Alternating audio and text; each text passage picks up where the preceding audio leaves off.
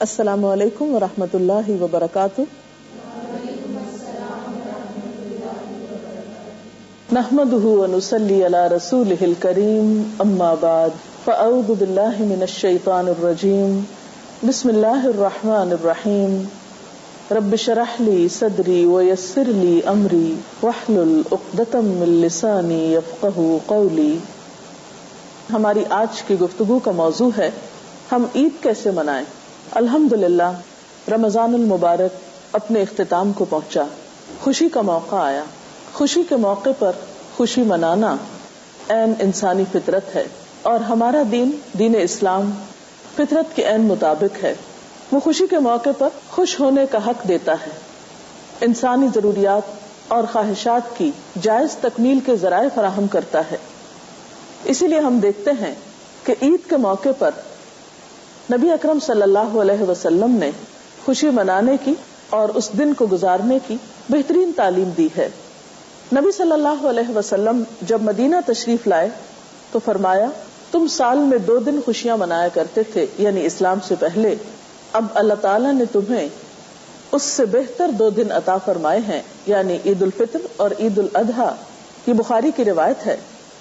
عید کا تعین چاند دیکھ کر ہوتا ہے. عید کے چاند کو دیکھنے کے لیے کوشش بھی کرنی چاہیے، اور چاند دیکھنے کا موقع بذات خود ایک خوشی کا موقع ہوتا ہے. اگر ممکن ہو تو بچے اور بڑے سب مل کر عید کا چاند دیکھنے کی کوشش کریں. ایک روایت میں آتا ہے کہ آپ نے فرمایا جو دونوں عیدوں کی شب قیام کرے گا نیک نیتی اور اخلاص کے ساتھ، یعنی کچھ نوافل وغیرہ پڑھے گا، تو اس کا دل نہیں مرے گا اس دن جب اور دل مردہ ہو جائیں گے. چاند رات کو ہی یا عید کی نماز پڑھنے سے پہلے پہلے ایک اہم ذمہ داری جو سب کو ادا کرنی ہے وہ ہے فطرانہ کی ادائیگی. فطرانہ گھر کے تمام افراد کی طرف سے ہوتا ہے.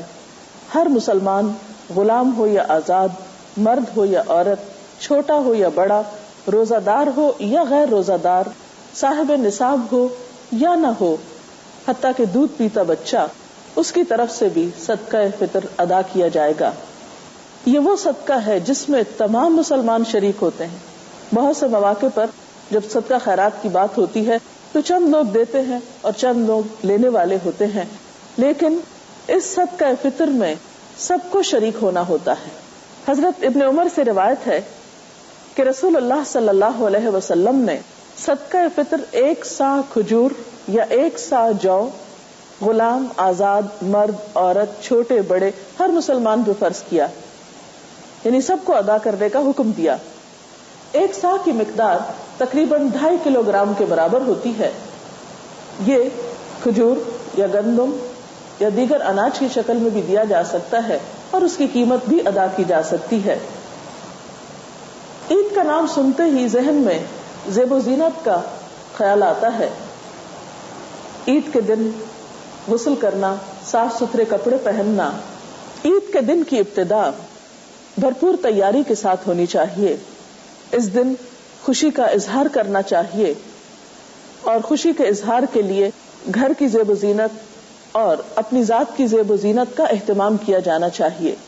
اس کے لیے غسل کرنا، صاف ستھرے یا نئے کپڑے پہننا اور زیب و زینت کا اہتمام کرنا پسندیدہ ہے. کے دن کرنے والے کاموں میں اہم ترین کام نماز عید کی ادائیگی ہے، لیکن اس کی ادائیگی سے پہلے کچھ میٹھا کھا لینا بھی سنت ہے. حضرت انس بن مالک رضی اللہ تعالی عنہ کہتے ہیں کہ رسول اللہ صلی اللہ علیہ وسلم عید الفطر کے دن کھجوریں کھائے بغیر عیدگاہ کی طرف نہیں جاتے تھے، اور نبی صلی اللہ علیہ وسلم تاک کھجوریں کھاتے تھے، یعنی 1 یا 3 یا 5. لیکن ضروری نہیں کہ کھجوریں ہی کھائی جائیں. اگر کھجوریں میسر نہ ہو تو کوئی بھی میٹھا کھایا جا سکتا ہے. عیدگاہ جاتے ہوئے تکبیریں پڑھنا بھی ایک مسنون عمل ہے. تکبیر کا مطلب ہوتا ہے اللہ تعالیٰ کی بڑائی بیان کرنا. ایک روایت میں آتا ہے کہ نبی صلی اللہ علیہ وسلم عید کے دن صبح سویرے نکلتے، عیدگاہ تشریف لے جاتے اور عیدگاہ جانے تک تکبیریں پڑھتے، پھر عیدگاہ میں بھی تکبیریں پڑھتے، یہاں تک کہ امام خطبے کے لیے بیٹھ جاتا، پھر تکبیریں پڑھنا چھوڑ دی جاتی. نماز عید کے لیے حضور صلی اللہ علیہ وسلم جو تکبیریں پڑھتے تھے وہ کچھ یوں ہیں: اللہ اکبر کبیرہ والحمد للہ کثیرا وسبحان اللہ بکرۃ واصیلا، یا پھر اللہ اکبر لا الہ الا اللہ واللہ اکبر وللہ الحمد۔ نماز کے لیے مسنون طریقہ یہ ہے کہ انسان جاتے ہوئے ایک راستہ اختیار کرے اور واپسی پر دوسرا راستہ۔ نماز کے لیے جاتے ہوئے سواری بھی استعمال کی جا سکتی ہے۔ اس کے علاوہ نماز کے لیے خواتین اور بچوں کو بھی حاضر ہونا چاہیے۔ اس دن صبح کے وقت سوتے رہنا اور بیزاری کا اظہار کرنا یا بار بار یہ کہنا کہ عید کے دن بہت بوریت ہوتی ہے، کوئی مزہ نہیں آتا، یہ ناپسندیدہ چیز ہے۔ اس نعمت پر، خوشی کے ملنے پر اللہ تعالیٰ کا شکر ادا کرنا چاہیے، اور شکر کی ادائیگی کا طریقہ کیا ہے کہ انسان صبح سویرے زیب و زینت اختیار کرے اور عیدگاہ کی طرف چلا جائے۔ پھر اس میں ہم دیکھتے ہیں کہ بچوں اور خواتین کے لیے بھی عیدگاہ جانا پسندیدہ ہے۔ ظاہر خواتین اپنی حدود اور شرائط کے ساتھ ہی جائیں گی۔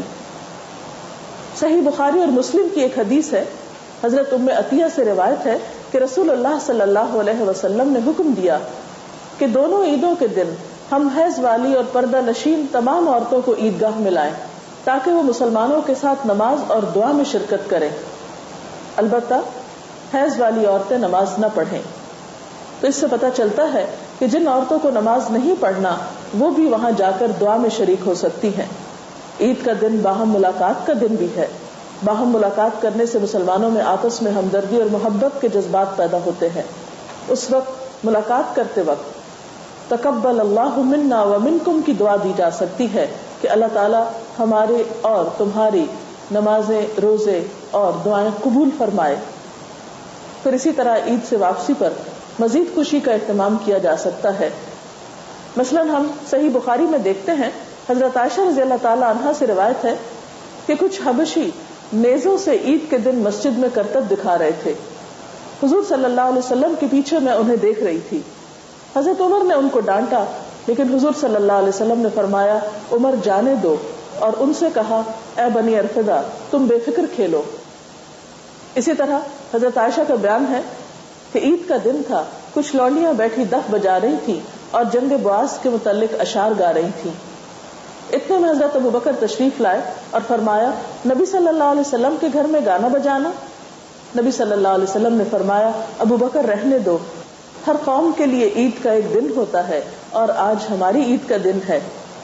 تو اس سے پتہ چلتا ہے کہ خوشی کے موقع پر خوشی منانا یہ بھی اسلامی طریقہ ہے، لیکن عموماً ہمارے ہاں عید کے موقع پر خوشی منانے کا تصور ختم ہوتا چلا جا رہا ہے۔ خواتین زیادہ تر کھانا پکانے میں مصروف رہتی ہیں، صبح کے وقت عام طور پر بچے سوئے رہتے ہیں یا پھر رات کو بہت دیر تک جاگتے رہتے ہیں، بازاروں میں گھومتے پھرتے رہتے ہیں، اور اس میں بھی بسا اوقات ایسی حرکات دیکھنے میں آتی ہیں کہ جو پسندیدہ نہیں۔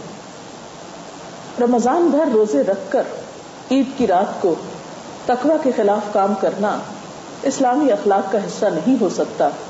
ہمیں ایسی تمام چیزوں سے پرہیز کرنا چاہیے جو اللہ تعالیٰ کو ناپسند ہو، کیونکہ عام طور پر دیکھنے میں آیا ہے کہ بازاروں میں بسا اوقات خواتین کو تنگ کیا جاتا ہے، یا آوازیں کسے جاتے ہیں، یا غیر ضروری طور پر گھوما پھرا جاتا ہے۔ ان چیزوں کا خوشی منانے سے کوئی تعلق نہیں۔ اسلام میں خوشی منانا بھی باوقار طریقے سے ہے۔